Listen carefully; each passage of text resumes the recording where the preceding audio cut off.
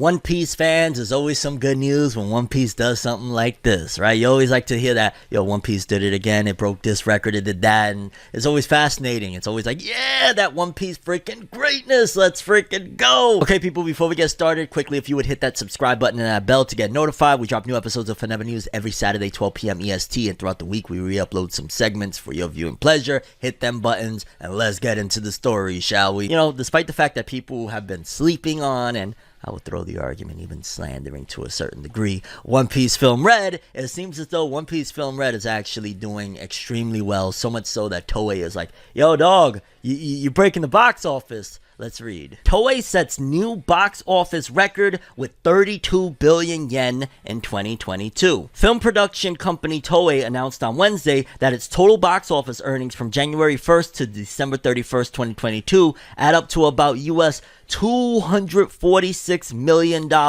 well above its previous record high of about $135 million in 2009, with a total of 23,646,555 tickets in 2022. The company points to strong performing movies such as the long-running One Piece Film Red and the first Slam Dunk films as major contributors to its new record high. Hey, wait a minute. Dragon Ball Super provided to that as well. No, like, I mean, what, well, I guess in Japan it didn't do as well as outside of it, but I mean, that still goes into their bank account, no? So why not mention Dragon Ball Super? Oh, it's because Slam Dunk already surpassed it. That's crazy, dog. Slam Dunk is so much so more in the conversation of Toei Animation's mind than even Dragon Ball Super, that they like, yo, that One Piece and that Slam Dunk, it brought in the numbers. But sir, could you comment on what Dragon Ball Superhero did for Toei Animation? So yeah, One Piece Film Red and Slam Dunk did great. One Piece Film Red opened in Japan on August 6 last year and has since sold over 13.79 million tickets and earned over 19 billion yen, about roughly $144 million, after 157 days. The first Slam Dunk, however, has sold 5.27 million tickets in 38 days since the film opened in Japan, ranking #1 in the box office for 6 consecutive weeks so far, and again, still counting. And it's gonna be very interesting, and this is probably why Toei Animation and whatnot aren't all that hard pressed to get more Dragon Ball out there. Like, dog, we put out this little Slam Dunk movie and a One Piece film that was like a halfway musical. Well, I still really enjoyed it, but you know, we just kind of did some experimenting, and look what it did for our bank account. So I think this is even more so on a grander scope of the conversation to be had. It's not necessarily to be had about, oh, the next One Piece film, the next Slam Dunk film. Is about what Toei is going to do next, because if they've seen with these experiments, like, hey, we tried an experiment with Slam Dunk 3D CG, and that was a massive win. Let's go. And then they tried this, you know, we got a deal with Spotify, and they put One Piece Film Red all over Times Square and everything. Like, yo, that experiment was a success.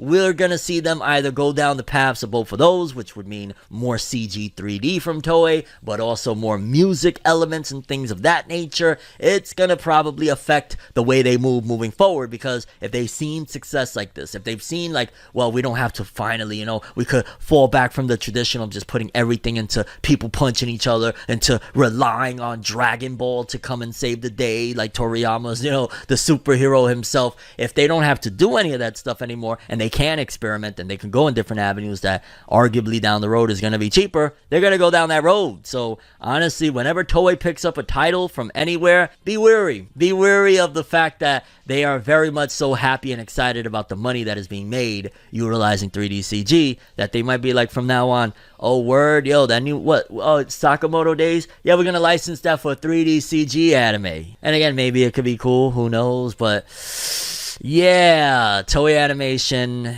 they're seeing one of the biggest years they've ever had since 2009, 14 years ago. I doubt that they're going to be moving the same way. I doubt they're going to be relying on the same tricks of the trade. They're probably going to continue on experimenting, and I guess it's basically to say, get used to it. But only time will tell, right? Either way, One Piece Film Red, Slam Dunk brought Toei their most biggest year in a long time, and they're loving it. Naruto fans, and even Boruto fans at that, in particular in the realm of gaming, I got some pretty interesting news. I have to put it in the rumor pile because the source isn't big straight through. However, this source has been right on some very, very big things, so I trust the source enough to bring it to you guys, but we'll keep it as rumor for now. But Fornever's telling you that the source is pretty legit, I'm just saying. Because in case you haven't been hearing the murmurings for a little bit now, apparently another Naruto game is coming for CyberConnect 2, a Storm game, and a lot of people have been highly anticipating it, so much so that people found out that they registered a trademark for Naruto Storm Connections. So a lot of people are like, okay, wait a minute, we're getting another Naruto Storm game. What the hell is this going to be about? Obviously, they got a lot more story that they can add now ever since the Boruto anime did, all the way up to the Ishiki Otsutsuki stuff, and even further if they decide to wait more for, hey, just wrap up all of Boruto Part 1 into it. However, based on this one, it seems as though while this is going to be incredible news, this new Naruto Storm Connections game is probably going to be one of the definitive Naruto fighters that we've had thus far. It seems as though it's going to come with a cost of, it will be definitively the finale of it all. And granted, I do remember CyberConnect 2 saying twice now that, I believe it was first, Storm 3 is going to be the finale, and then Storm 3 wasn't the end. They put out like another one, and then Storm 4 is really the end, and it's been quite some time. I think Storm 4 came out, if I'm not mistaken, 2016, so damn, 7 years ago now since Storm 4. Wow. But yeah, it seems as though, according to this leak, this is going to be like the definitive thing, but the final. Shout out to Senju in Japan. He said, for those who think Naruto Ultimate Ninja Storm Connections is a side/filler game, re-examine that thought. This is very much a send-off and will be the best/anime game to date. This is the last Storm game. It's a send-off, and CyberConnect 2 is treating it with time and care, trust. So essentially, this is going to be like, hey guys, we know we brought you a lot of the games that you love from your childhood and all that stuff, but this is it. This is the one. And it's probably because they're going to wrap again and incorporate everything they possibly can into the whole Boruto meets Naruto, because there's a lot of stuff that never was made for the Storm games because it wasn't available at the time. The anime and manga hadn't finished up a lot of those arcs. So it looks as though this is going to incorporate possibly majority of the stuff from Naruto, and then maybe go all the way into Boruto and just in general wrap things up, which whenever Boruto gets into the time skip, maybe they'll think about it again. I don't know, but it seems as though this is really it. And at the end of the day, CyberConnect 2, they've been moving on. They got, the Hinokami Chronicles Demon Slayer game that I don't know if they're going to support it with DLC or they're going to make a second one or whatever. They got a lot of other things, but this will be a big one because, yeah, Storm fans still, I know I still want one. Let me know, drop a comment and let me know if you want another Storm game in general, and if you're excited about this potential Storm Connections by CyberConnect 2. I play Demon Slayer all the time, and I know the mechanics aren't going to be far off from that, so I'm highly anticipating this one. Yes, and they're putting in the works. This is going to be good. Again, keep it as rumor, but for the finale of the Naruto Storm games as a whole, this is it. Now that I think about it, it should have just been called Naruto Storm, this is it. Like, yeah. Oh, shut up, Fornev. Connections is so much for a better name. What, this is it? What do you think this is? Okay.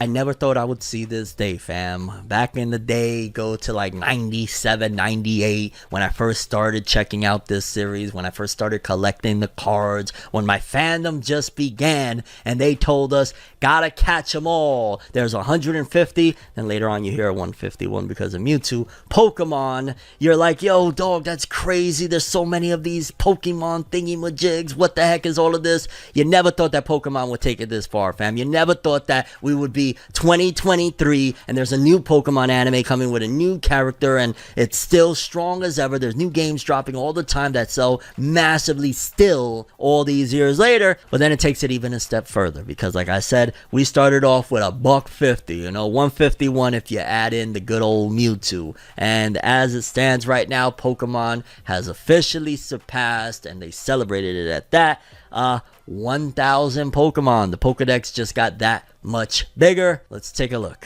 Pokemon celebrates passing 1,000 Pokemon milestone. The Pokemon Company is celebrating the franchise surpassing the 1,000 Pokemon mark with a new video released earlier today on YouTube and social media. The video didn't contain any announcements, but is a fun celebration of every Pokemon in the franchise, with a particular highlight given to the new Pokemon that debut in Pokemon Scarlet and Violet. Apparently, Goldengo, the evolution of Gimmighoul, level that requires 999 coins to evolve is officially the 1000th Pokemon in the franchise. The video also served as the official introduction for several Pokemon from the Pokemon Scarlet and Violet games, including the evolved starters and the various Paradox Pokemon. For a time, it seemed like the Pokemon Company had deliberately tried to slow down its inevitable march to 1000 Pokemon. Pokemon X and Y and Pokemon Sun and Moon featured a smaller roster of new Pokemon, although the franchise supplemented this with new Mega Evolutions and regional variants. However, Pokemon Sword and Shield brought back a more robust roster for new Pokemon, all but confirming that we'd passed the 1000 mark once a full pair of new games was released. The Pokemon Company said that what will be next for Pokemon Scarlet and Violet, outside of a long-awaited second patch that will assumedly address some of the many bugs in the new games, is expected the DLC will be released for the games sometime this year,